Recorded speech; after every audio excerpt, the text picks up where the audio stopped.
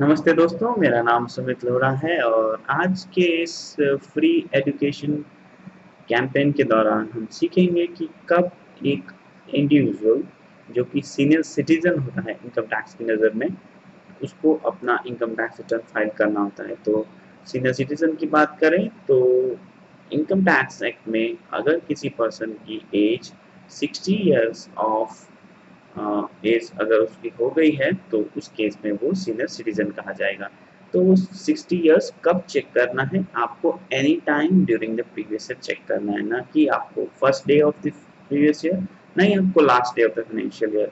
Any time during the previous year अगर किसी बंदे की एज 60 इयर्स हो जाती है तो उसको सीनियर सिटीजन बोला जाता है। लेकिन यहाँ पे बहुत इंपॉर्टेंट कंसेप्ट कि सीनियर सिटीजन का जो बेनिफिट है या फिर जो हायर स्लैब है, जैसा कि सीनियर सिटीजन के केस में अगर किसी की 60 इयर्स ऑफ एज हो गई है तो उसको 2 लाख रुपीज़ की जगह 2,50,000 रुपीज़ तक पे इनकम पे कोई टैक्स देने की ज़रूरत नहीं है। तो अगर आप सीनियर सिटीजन हैं और आपकी एज 60 इयर्स या उससे ज़्यादा है लेकिन 80 इयर्स से कम है तो आपको मिनिमम जो एग्जेम्पशन लिमिट है वो 2 लाख की जगह 2,50,000 रुपीज़ मिलेगी।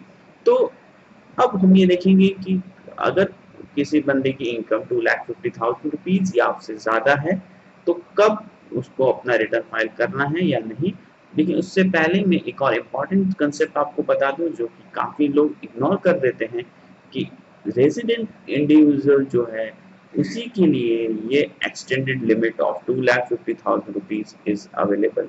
मतलब अगर आप नॉन रेजिडेंट हैं और अगर आपकी उम्र 60 साल से ज़्यादा है तब भी आपको इनकम टैक्स स्लैब्स में जो एक्सटेंडेड बेनिफिट है, मतलब जो 2,50,000 रुपीज़ का लिए जो बेनिफिट हुआ 50,000 का, 2 लाख नॉर्मल इंडिविजुअल के लिए और 2,50,000 एक सीनियर सिटीजन के लिए जो मिलता है उसका बेनिफिट आप नहीं ले पाएंगे, क्योंकि ये बेनिफिट केवल रेसिडेंट इंडिविजुअल्स के लिए ही एप्लीकेबल होता है। तो यहाँ तक तो बात हो गई अपनी कि एक सीनियर सिटीजन के लिए क्या टैक्स स्लैब एप्लीकेबल होती है। तो सिंपल सा है, फर्स्ट 2,50,000 रुपीज तक आपको कोई टैक्स नहीं देना। 2,50,000 से रुपीज 5 लाख तक आपको 10% टैक्स देना है। 5 लाख रुपीज से लेकर 10 लाख रुपीज तक आपको 20% और अबव 10 लाख रुपीज आपको 30% टैक्स देना है। ये टैक्स स्लैब असेसमेंट ईयर 14-15 के लिए एप्लीकेबल है और सिमिलरली यही टैक्स स्लैब असेसमेंट ईयर 13-14 के लिए भी एप्लीकेबल थी। तो अगर आप अपना बिलेटेड रिटर्न 13-14 का या फिर असेसमेंट ईयर 14-15 का ओरिजिनल और रेगुलर रिटर्न फाइल करना चाहते हैं तो उसके लिए आपको ये टैक्स स्लैब एप्लीकेबल होंगी। अब हम बात करते हैं कि कब एक सीनियर सिटीजन जिसकी एज 60 इयर्स, जैसे मेरे दादाजी जिनकी एज 65 इयर्स है, तो कब उनको रिटर्न फाइल करना होगा। उनकी कुछ पेंशन इनकम आ रही है, जैसे यहाँ पे अब मैं ITR 1 की बात करूँ तो यहाँ पर कुछ सैलरी और पेंशन इनकम की बात हो रही है। तो फॉर एग्जाम्पल उनकी पेंशन से इनकम 2,50,000 रुपीज़ है। उसके अलावा उनकी इंटरेस्ट डिविडेंड जो कि टैक्सेबल डिविडेंड है उससे इनकम उनको 20,000 होती है। तो उनकी टोटल इनकम 2,70,000 रुपीज़ है। और उसके अलावा उन्होंने 80C में 12,000 और 80D में 10,000 का डिडक्शन ले रखा है। ठीक है, 80D में उन्होंने मेडिक्लेम इंश्योरेंस पॉलिसी या ये करवा रखा है। तो उस केस में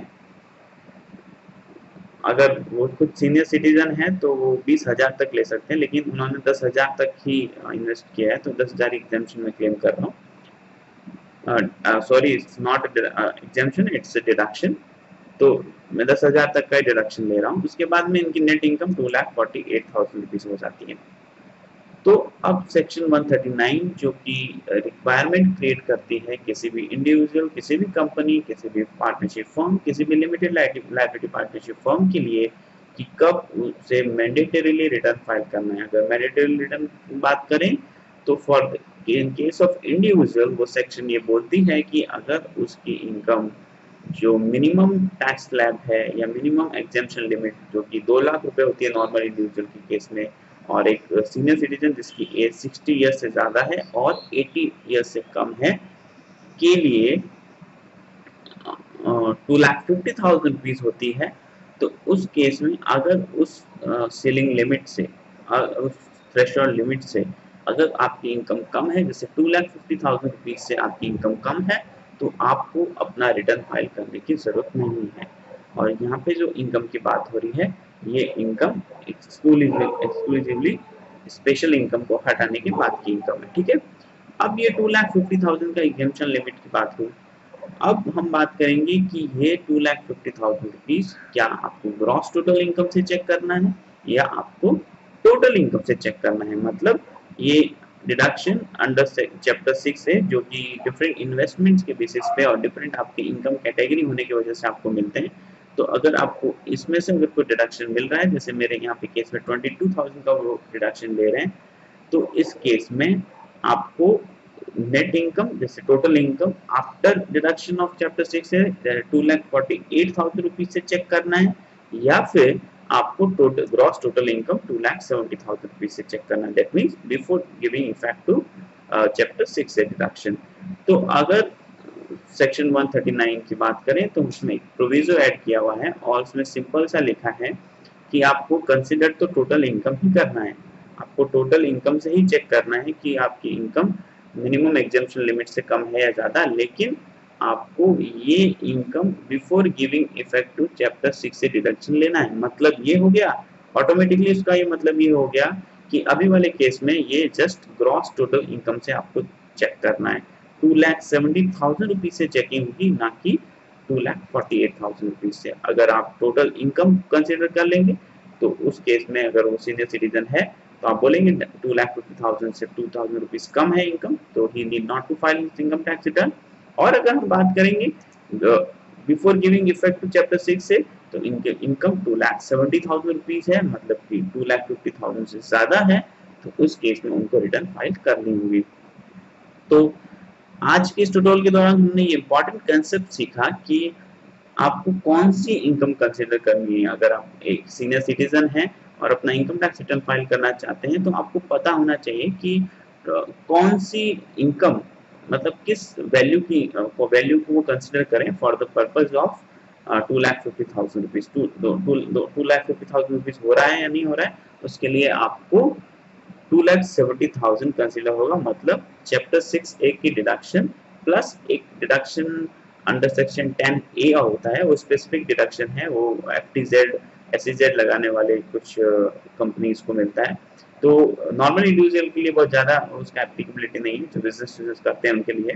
लेकिन एक सैलरी पर्सन के लिए या पेंशन से इनकम कमाने वाले के लिए या कैपिटल गेन से इनकम कमाने वाले के लिए सिंपल सा फंडा है कि आपको ग्रॉस टोटल इनकम से चेक करना है। ठीक है, तो होपफुली इस ट्यूटोरियल से लाखों इंडियंस को फायदा होगा जो ये जानना चाहते हैं कि क्या वो मैंडेटरीली असेसमेंट ईयर 14-15 के लिए इनकम टैक्स रिटर्न फाइल करने के लिए लायबल हैं या नहीं। आपको ये भी जानना होगा कि अगर आप रिटर्न टाइमली फाइल नहीं करते हैं तो आपको सेक्शन 271F के अंदर असेसिंग ऑफिसर 10,000 रुपए तक की पेनल्टी भी लगा सकता है।